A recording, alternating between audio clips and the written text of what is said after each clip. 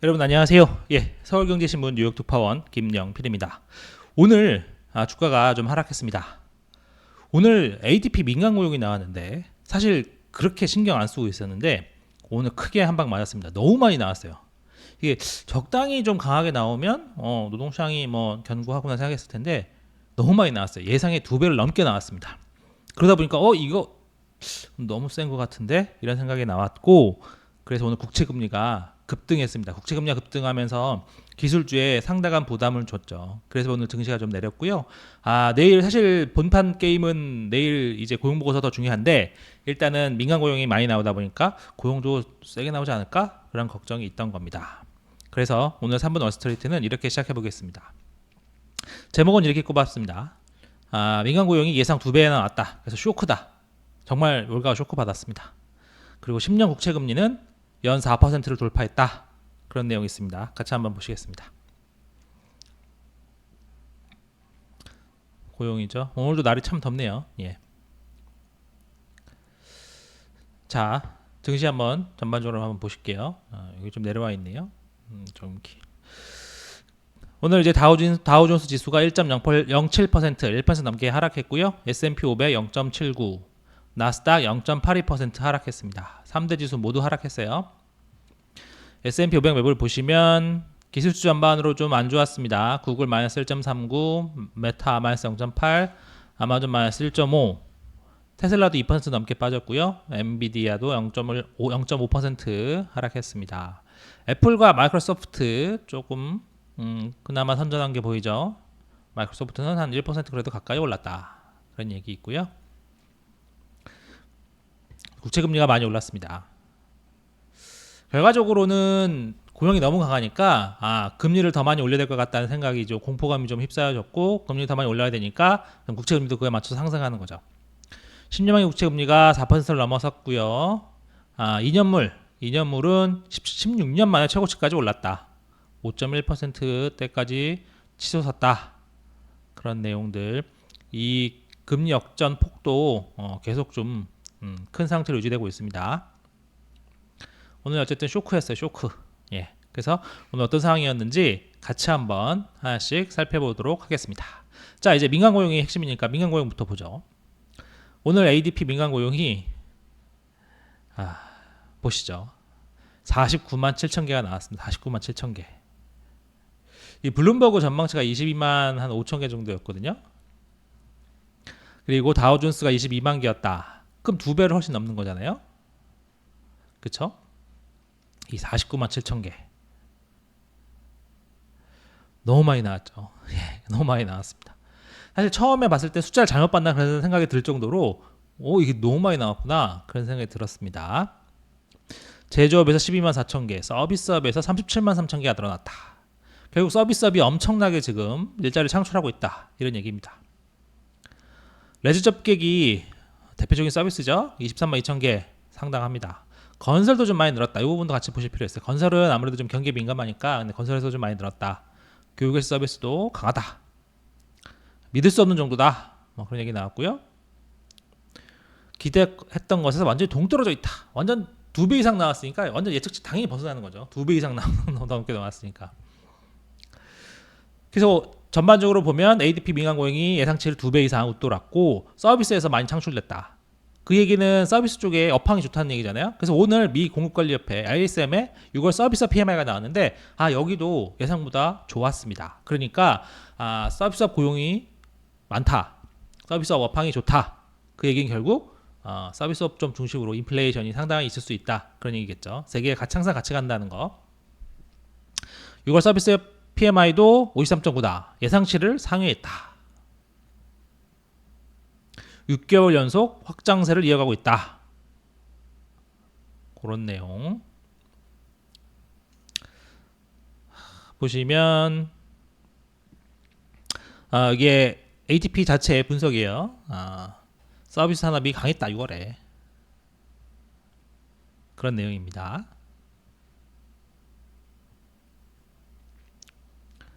S&P는 오늘 최종차 나왔는데 그것도 조금 올랐더라. 그런 내용. 그래서 이제 서비스에 기반한 초강력 민간 고용, 서비스업 PMI 호조 이 두 개가 딱 잘 아기가 딱 들어맞죠. 그래서 어쨌든 오늘 그 국채 금리가 두 번 크게 상승했습니다. 이거 같이 한번 제가 한번 보실게요. 자, 하루치가 여기 보시면 ADP 민간공이 8시 15분에 나왔거든요. 그때 이후로 여기 한번 엄청난 큰 절벽이 하나 생깁니다. 안 보이시니까 제가 떼면 여기 큰 절벽 부분 여기 하나 있고요. 두 번째 ISM 수치가 오전 10시에 나왔어요. 그 이후에 여기 중간에 또 한 번 여기 절벽 이게 ISM 서비스업이다. 그러니까 이제 오늘 하루치로 좀 하루치가 시간이 지나서 안 나오는데 이렇게 약간 옆으로 누운 N자 앞으로 누운 N자로 올라가는데 오늘 요 앞에 부분 옆으로 누운 N자에서 앞에 부분 여기가 ADP 민간고용 두 번째 상승 부분 여기가 ISM 서비스업 그게 이제 금리 상승을 불러왔다. 그래서 전반적으로 ADP 민간고용만 뭐 좋았던 거냐? 신규 실업성 청구 건수도 견고함을 보여줬다. 전주보다는 좀 상승했어요. 전주보다는 상승했는데 전망치도 좀 웃돌았고요. 근데 이제 계속 말씀드리지만 계속 청구 건수가 또 감소했습니다. 전주보다도 감소했고 예상치도 또 밑돌고. 그게 계속 그런 거예요. 신규 실업성 수당 청구 건수. 그러니까 처음에 이제 속된 말로 해고당해서 실업수당을 청구했는데 그 사이에 2주 연속 하려고 했더니 그 사이에 또 일일자리를 구하는 거죠. 그러지 않고서야 계속 청구 건수가 늘어나야 되는데 계속 또 줄어든다. 그만큼 아직 견고하다. 보시면 이게 신규 실업수당 청구 건수 1년치 흐름이거든요. 이번에 여기 끝에 좀 상승했죠. 상승했음에도 더 높았을 때도 있었던 겁니다. 그거보다 약간 오른 거지만 물론 이제 전체적으로는 약간 우상향하는 모습은 보이긴 하죠. 우상향하는 모습을 보이긴 하나 어쨌든 올라갔다 다시 떨어졌다 다시 좀 오르는 성향이다. 아직도 역사적으로 보면 되게 낮은 수준이다. 10년치 볼까요? 10년치로 보면 뭐 그렇게 높은 수준은 아니다. 견고하다. 특히 계속 청구 건수가 또 감소했다. 그런 얘기. 그 다음에 이제 파월이 중요시하는 거죠. 구인 건수. 구인 건수도 조금 감소는 했다. 이게 구인 건수거든요. 5월에 982만 4천 건. 4월에 1032만 건이니까 4월에 1000만 건 넘었었는데 이번에 1000만 건 아래로 내려오긴 했다. 1000만 건 아래로 내려오긴 했다. 그래서 1000만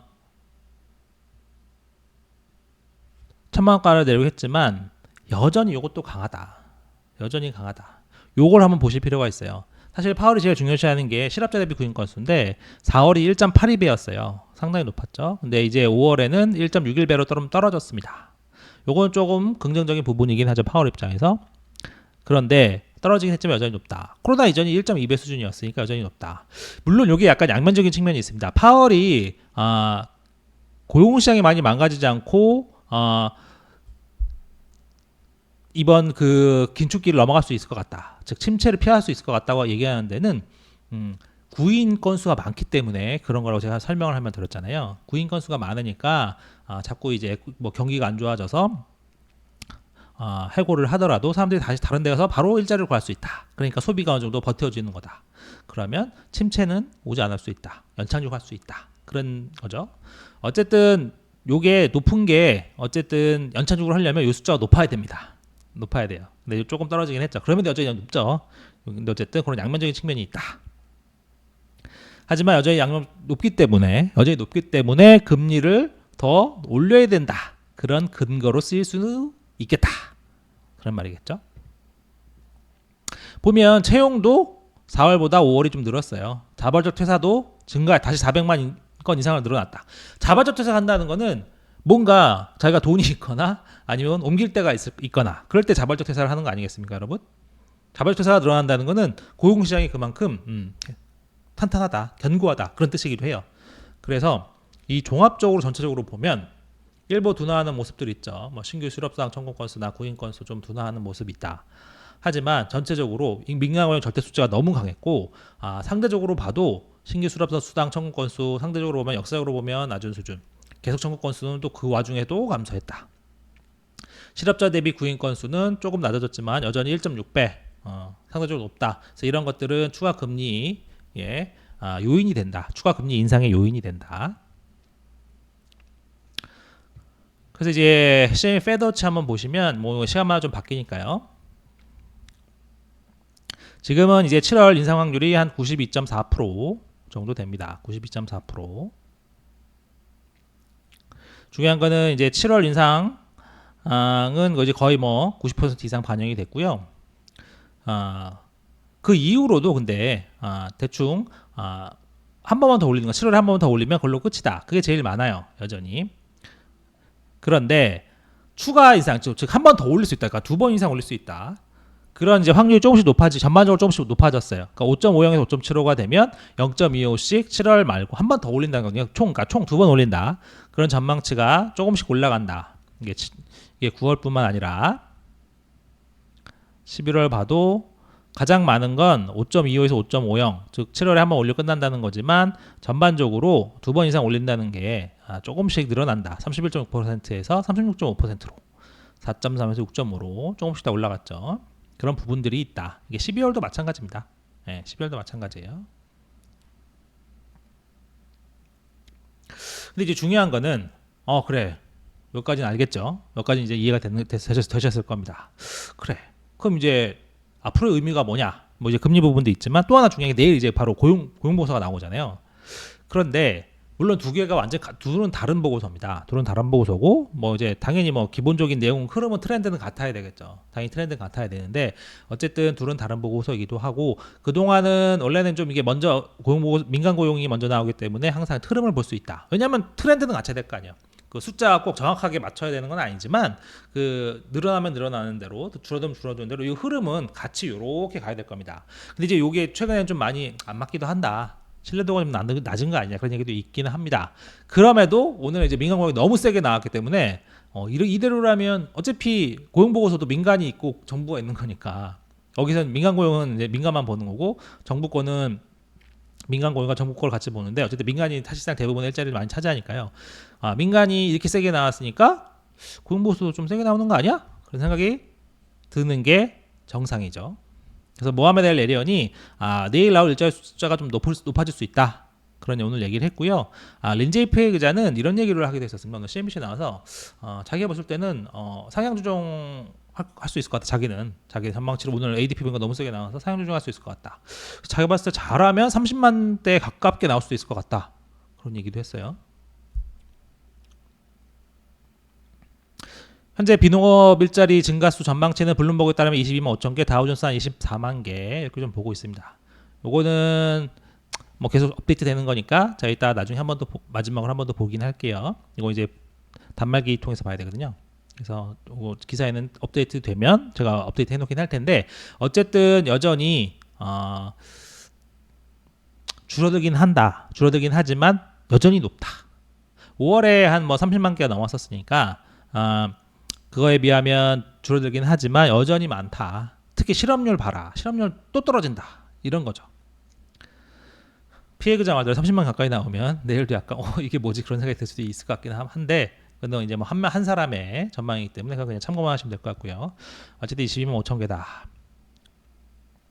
그래서 이제 내일 고용보고서고 오늘 거 그리고 내일 고용보고서 다 같이 보면 요대로만 나온다면 고용보고서 내일 요 정도 안팎에서 나온다면 그러면 여전히 고용은 강하구나 이런 생각이 가능하다는 거죠. 물론 이제 계속 그런 얘기 나오죠. 고용시장에 둔화하고는 있다. 둔화하고 있는 건 맞습니다. 저도 이제 둔화한다고 많이 전해드렸었는데 근데 결국 속도가 중요한 것 같아요. 인플레이션도 마찬가지고요. 속도가 중요합니다. 속도가 문제입니다. 둔화 속도가 지금 느리다는 겁니다.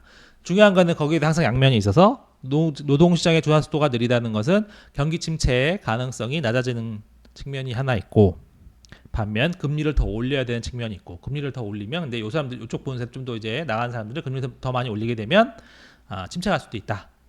물론 이제 경제가 좋기 때문에 금리를 올려도 버틸 수 있다 이렇게 보는 사람도 있지만 또 한켠에서는 금리를 많이 올리게 되면 결국 침체 간다 이렇게 보는 사람도 있다는 거 뒤에도 제가 적어놓긴 했습니다.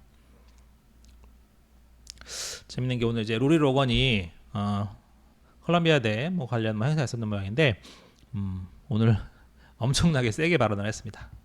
아주 그냥 대놓고 지적질을 한 거죠. 블룸버그 이코노믹스에 따르면 로리로고는 중립 정도로 분류합니다. 물론 이제 이것도 업체마다 다르긴 해요. 어쨌든 제가 이제 이건 참고삼아 뭐 중립이나 뭐 좀 뭐 그 사이겠죠. 맵하거나. 어쨌든 중립으로 보고 있다. 근데 그런 사람이 오늘 뭐라고 얘기했냐면 오늘 이제 고용보고서는 아니죠. 민간고용 이런 거 보고 이렇게 하다 보니까 지난번에 금리 올렸어야 되는데 약간 이런 식으로 얘기했습니다. 로거는 투표권이 있어요. 근데 이제 만장일치였었죠. 근데 이제 회의록에는 상당 선수들도 반대했다. 뭐 0.25를 선호했다는 얘기도 있었지만 어쨌든 로거는 투표권이 있음에도 어쨌든 뭐 좋아 동결하자 이렇게 얘기를 했던 거잖아요. 근데 오늘 보니까 완전 후회하고 있는 거죠. 이 얘기는 약간 이럴 때 많이 제가 이제 뭐 추측하고 상상하는 건데 이런 경우는 이럴 때가 많습니다. 이제 뭐 여러분들 아시죠? 회의 때 제가 분명히 다른 생각 갖고 있어요. 근데 제 윗사람이나 다른 사람 뭐 약간 좀 많은 애들이 야 이번에 A로 해야 돼. 근데 내 생각에는 아무 생각에도 B예요. 근데 이제 B 몇 번 얘기했는데 야 알겠는데 A로 하자 이렇게 얘기하면 속으로 에이 뭐야 이렇게 하면서도 그래, 일단 뭐 어쩔 수 없지. 그래서 A를 따라가게 되는 거죠. 근데 좀 까놓고 보니까 결국 B였던 거예요. 그럼 이제 속으로 엄청 화가 나잖아요. 그러면서 이 멍청한 것들 내 말이 맞았잖아. 결국 B를 했어야지. 약간 그런 느낌입니다. 오늘 제가 로리로건의 반응을 보면 약간 이분이 그런 느낌을 가지지 않았는가 그런 생각이 좀 들어요. 그러면서 FOMC 이후에 금융시장이 긴축되기를 바랬던 것이 내 희망이었다. 근데 긴축이 안 됐었죠 크게. 그러니까 이제 좀 화가 났던 것 같습니다. 그러면서 인플레이션이 타깃으로 돌아올지 아닐지 매우 걱정스럽다. 그런 얘기도 했고요. 사실은 그 연준의 비둘기파 그리고 이제 일단 6월에 동결을 원했던 사람들의 논리가 크게 두 가지입니다. 제가 설명을 많이 드렸지만 하나는 통화정책의 긴축, 통화정책의 그 시차 효과, 누적 및 시차 효과. 누적이라는 건 그동안 많이 해왔다는 부분이 하나 있고 시차는 그 금리를 올린 게 긴축 정책을 한 게 바로 안 나타나고 좀 시간을 두고 나타난다. 그러니까 그동안 짧은 시간에 많이 올렸으니까 뒤로 갈수록 이게 더 많이 나타나면 갑자기 경기가 급냉할 수 있다. 그런 거 하나. 두 번째는 그 은행들의 신용 긴축. 3월에 뱅크런 이후에 예금이 많이 빠져나왔고 그걸 보충하긴 했지만 수익성이 많이 떨어지고 그래서 이제 대출 요건을 강화시키면서 그런 것들이 금리 인상 효과가 있고 어쨌든 전체적인 금융시장을 긴축시킨다. 그런 두 가지가 사실 대표적이거든요. 근데 로건이 둘 다 헛소리라고 오늘 또 얘기했습니다. 사실상의 헛소리다. 보면 나는 지원 효과 부분에서 추가적으로 큰 효과가 있을지 회의적이다. 아닌 것 같다는 얘기죠. 그 다음에 신용긴축 여파도 대규모 대출을 회수하지 않았다는 점에서 금리 인상 요인을 상쇄하지 못한다. 뭐 있을 수도 있을 것 같은데 금리 인상을 못할 정도는 아닌 것 같아. 이런 얘기를 하는 거죠. 근데 이제 이 부분도 결국은 지연 효과를 어떻게 보느냐에 좀 차이가 있는 겁니다. 저는 이제 신용긴축 부분은 조금 더 봐야 된다고 생각하는 쪽인데 어쨌든 이제 로리로건은 지금까지 봤는데 별거 없었잖아. 뭐 좀 있을 수도 있는데 뭐 그거 금리 인상을 못할 정도는 아닌 것 같아. 이렇게 얘기를 한 거죠. 둘 다 모두를 부정했습니다. 그러면서 바닥을 친 주택시장이 향후 인플레 요인이 될 수도 있다. 주택시장이 지금 바닥을 치고 올라가는 모습을 보이죠. 물론 이제 고점 때보다는 낮긴 하지만 주택시장이 올라가기 시작하면 주택가격이 올라가기 시작하면 결국 임대료도 따라 올라갈 수 있는 거죠. 그러면 그 인플레 요인이 될 수도 있다. 그런 걱정을 하는 겁니다. 이제 근데 뭐 인건 상승률 좀 낮아지고 있다. 그런 얘기 있고 뉴욕 연은이 뭐 자체적으로 좀 계산하는 게 있어요. MCT라고 제가 기사 통해서 몇 번 설명드렸 적이 있었던 것 같은데 뭐 얼마나 지속적이니까 일시적인 요인은 좀 더 빼고 조금 더 빼고 뭐 그런 거를 일시적인 인플레 요인은 좀 더 빼고 좀 더 그래서 인플레가 지속적이냐 안 지속적이냐 그걸 좀 더 보는 쪽에 집중했다. 뭐 세부 내용은 너무 이제 수식이더라고 복잡해서 저도 이해는 좀 어려운데 어쨌든 그런 겁니다. 그래서 조금 더 근원 뭐 물가 이런 거보다 조금 더 근본적으로 더 인플레가 지속하느냐 안 지속하느냐 그런 것만 좀 집중적으로 본다. 그래서 이제 예를 들면 그 임대료 같은 경우에 이 뉴욕 연은 자체 지표에는 조금 더 빨리 반영이 된다. 이게 뭐 일시적으로 많이 올랐던 거기 때문에 하락하는 게 좀 더 빨리 반영된다. 뭐 약간 그런 겁니다. 그래서 어쨌든 요 파란색 뉴욕 연은의 대안 지표인데 그걸로 보면 지금 근원 PC보다 근원 PC는 요 회색이거든요. 회색보다 여기 회색 여기죠. 회색보다 좀 많이 낮다. 그러니까 이제 지속적인 인플레 요인만 좀 따져보면 물가 상승이 그렇게 높은 건 아니다. 지속적인 거. 시적인 것들을 좀 빼고 지속적인 것만 보면 그렇게 걱정 안 해도 된다. 그러니까 그런 얘기 나왔다는 거. 그러니까 뉴욕 연은 총재나 전반적으로 지도부에서는 약간 좀 6월에 동결 얘기도 하고 했던 거겠죠. 그럼에도 제가 초반에 말씀드렸지만 침체 우려는 계속 이어진다. 노동시장이 강하기 때문에 금리를 더 올려도 버틸 수 있다는 연착륙파가 있지만 더 많이 올리면 지금 또 특히 오늘 민간고용이 너무 세게 나가기 때문에 이렇게 더 많이 올려야 되는데 그러면 결국 침체할 거다 이렇게 보는 사람들이 있다는 거예요. 그거는 이제 한번 보시면 될 것 같고요. 모건 스탠리가 이제 뭐 에드부시에 이어서 다음 3조 클럽은 마이크로소프트다 뭐 이렇게 얘기했다는 거. 목표 가격은 415달러로 24% 올려잡았다.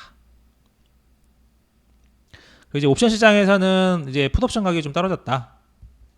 그러니까 좀 이제 하락을 보는 사람들이 좀 적다 그런 얘기죠. 근데 이제 그 오늘 상황에서 보시면 알겠지만 연준과 금리 경로에 대한 리스크가 좀 많이 남아 있다. 6월이 이제 끝났으니까 어닝 시즌도 좀 다가오죠. 어닝 시즌에 뭐 더 좋을 수도 있고 어닝 시즌 나온 거 보고 더 좋을 수도 있지만 뭐 안 좋을 수도 있고요. 그 부분은 좀 더 봐야 되겠죠. 어닝 시즌이 이제 좀 다가온다는 것도 앞으로 좀 저희가 따져봐야 할 변수이긴 합니다. 그리고 이제 중요한 거는 결국 오늘 ADP는 이렇게 나왔지만 사람들이 근데 ADP를 다 믿는 건 아니에요. 근데 오늘 너무 세게 나와서 사람들이 뜨거 한 건데 다 믿는 건 아니. 당연히 이제 고용보수 제일 중요하고 그동안 ADP가 약간 좀 신뢰도 낮은 측면도 있었기 때문에 내일 고용보수 잘 봐야 됩니다. 내일 고용보수 볼 때는 결국 비농업 일자리 얼마 늘었냐 이건 기업조사에서 나오는 거고 실업률과 실업 요거는 이제 가계조사에서 나오는 건데 각각이 어떻게 되느냐.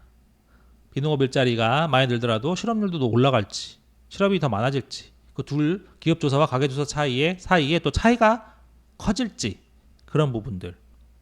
그리고 시간당 평균 임금은 인플레이션에 또 의미가 있으니까 그런 요 정도 부분을 집중적으로 살펴볼 필요가 있겠습니다. 그게 좀 재밌는 게 오늘은 이제 민간고용이 너무 세게 나와서 사람들이 깜짝 놀라고 그래서 뜨거워서 좀 되었는데 내일 이제 숫자가 어떻게 나오느냐에 따라서 적절하게 강하게 나오면 이게 좋은 소식은 좋은 소식인 건지 좋은 소식이 나쁜 소식인 건지 이게 약간 헷갈립니다. 오늘도 시장도 내일 어떻게 나올지 반응할지 그래서 저는 좀 궁금합니다. 어떻게든 뭐 자기가 유리한 쪽으로 갖다 붙여서 해석할 수도 있을 것 같긴 한데 그 부분을 내일 좀 봐야 될 것 같아요. 그리고 어느 게 적정한지 사실 잘 모르잖아요. 예. 사실은 뭐 예상치에서 얼마나 많이 나왔느냐 적게 나왔느냐 그게 일단은 중요할 테고 그리고 내일 고용보고서를 보면 ADP가 수치가 오반지 아니면 적정한 건지 그걸 또 알 수 있겠죠. 그걸 보면 그것도 이제 사람들이 투자자들이 보고 이 정도 보면 ADP가 완전 틀린 건 아니구나 알 수도 있을 거고 아니면 ADP 뭐 헛소리네 할 수도 있는 거고요. 그리고 이제 내일 숫자가 좀 중요하겠습니다. 그래서 내일 미국 시간 내일 아침이죠. 한국 시간은 오늘 밤에 될 텐데 이 고용 보고서 어떻게 나올지가 중요할 것 같습니다. 어쨌든 CNBC는 여전히 뜨거움은 보여줄 것 같다.